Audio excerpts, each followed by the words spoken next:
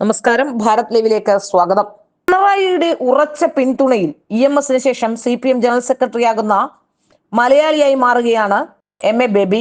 PBയിലേക്ക് ശൈലജയെ എത്തിക്കില്ല എന്നും ഉറപ്പിച്ചിരിക്കുകയാണ് ഇപ്പോൾ പിണറായി വിജയൻ. കേന്ദ്ര കമ്മിറ്റിയിൽ ശ്രീമതിക്ക് ഇളവ് നൽകുന്നതും അതിന്റെ ഭാഗമായി തന്നെയാണ്.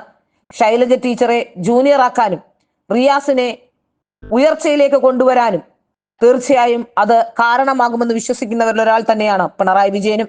എല്ലാവരും ചേർന്ന് KK ശൈലജയെ വെട്ടിമാറ്റുകയാണ്. ബാക്കിയുള്ള എല്ലാവർക്കും ആഗ്രഹിച്ചതെല്ലാം കിട്ടും. കേരളവും ബംഗാളും തമ്മിൽ 1.5 മണിക്കൂറിലേറെ നീണ്ട തർക്കത്തിനൊടുവിലാണ് MA ബേബിയെ CPM ജനറൽ സെക്രട്ടറിയാക്കാൻ PB തീരുമാനമെടുത്തത്. മുഖ്യമന്ത്രി പിണറായി വിജയൻ ബേബിയെ പിന്തുണച്ചായിരുന്നു ഇതിൽ നിർണായകമായത്. ഭരണമുള്ള കേരള ഘടകം ശക്തമായ ആവശ്യം ഉന്നയിച്ചപ്പോൾ ബംഗാളിന്റെ പ്രതിരോധം തകർന്നു വീഴുകയും ചെയ്തു.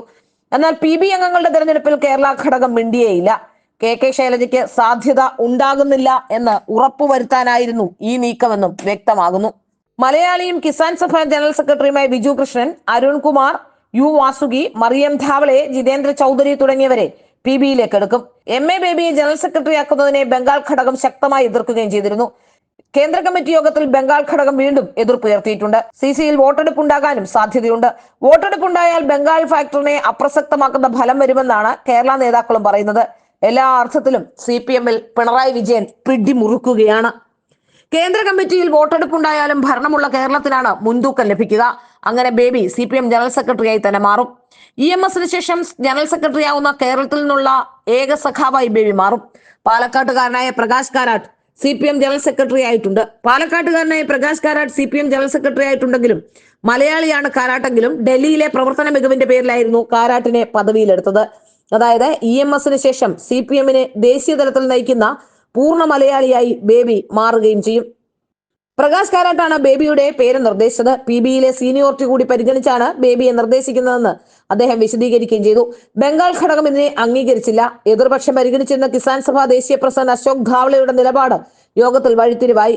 ബംഗാളിൽ നിന്നുള്ള മുഹമ്മദ് സലീമിനെ ധാവളെ നിർദ്ദേശിച്ചു. എന്നാൽ താനില്ലെന്ന് സലീം വ്യക്തമാക്കി. ഇതോടെ തർക്കം വേറൊരു വഴിയിലേക്ക് പോയി. ഒടുവിൽ ഭൂരിപക്ഷ അഭിപ്രായം മാനിച്ച് ബേബിയെ നിർദ്ദേശിക്കാൻ PB തീരുമാനിക്കുകയായിരുന്നു. പ്രായപരിധി പിന്നിട്ടവർ ഒഴിയുകയും ചെയ്യും.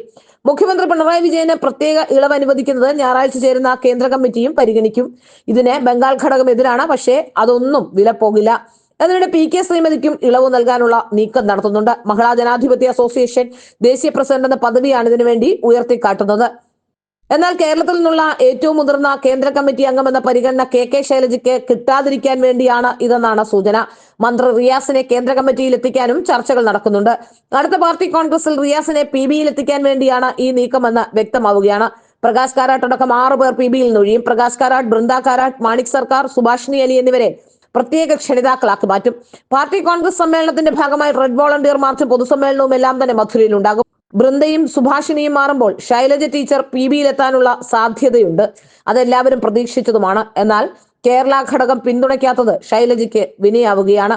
തമിഴ്നാട്ടിൽ നിന്നുള്ള U വാസുകിയും മഹാരാഷ്ട്രയിൽ നിന്നുള്ള മറിയം ധാവളയും ആണ് പിണറായി വിജയൻ അനുകൂലിച്ചത്.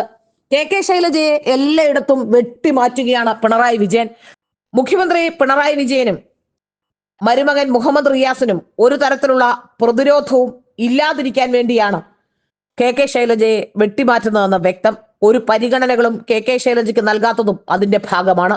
ഏതായാലും CPM എന്നാൽ ഇന്ന് പിണറായി വിജയനായി മാറിയിരിക്കുന്നു. അതുകൊണ്ട് തന്നെ ഒരു ശൈലജ ടീച്ചറും CPMന് പ്രത്യേക ഏതെങ്കിലും പരിഗണന അർഹിക്കുന്ന ഒരാളായി മാറുകയില്ല. എന്നാൽ മുഹമ്മദ് റിയാസ് അടക്കമുള്ളവർ പരിഗണന അർഹിക്കുന്നവരായി മാറുകയും ചെയ്യും. അത് പിണറായി വിജയന്റെ മിടുക്കാണ്. കേരളത്തിലെ പിണറായി വിജയന്റെ ഭരണം മാത്രം നിലനിൽക്കുന്നത് കൊണ്ടാണ്.